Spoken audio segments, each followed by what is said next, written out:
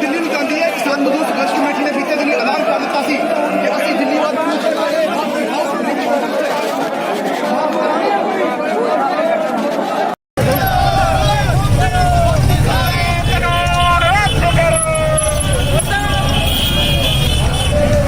ਦੱਸਣਾ ਚਾਹੁੰਦੇ ਹਾਂ ਕਿ ਪੰਜਾਬ ਦਾ ਕਿਸਾਨ ਕੋਈ ਖਾਲਸਤਾਨੀ ਨਹੀਂ, ਕੋਈ ਅੱਤਵਾਦੀ ਨਹੀਂ, ਕੋਈ ਮਾਓਵਾਦੀ ਨਹੀਂ। ਅਸੀਂ ਤਾਂ ਸਿਰਫ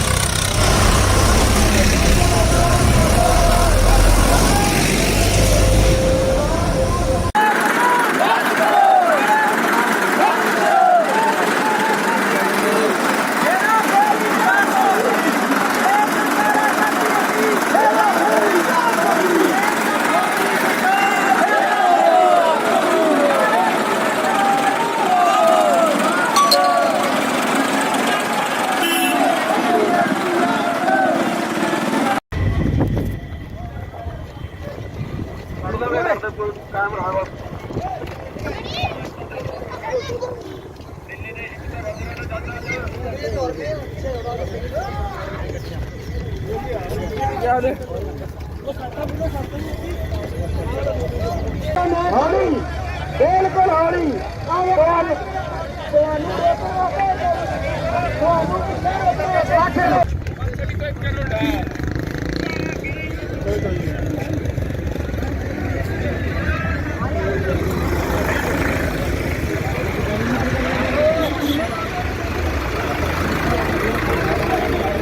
कैमरा बाहर रख यार भाई, बाहर रख।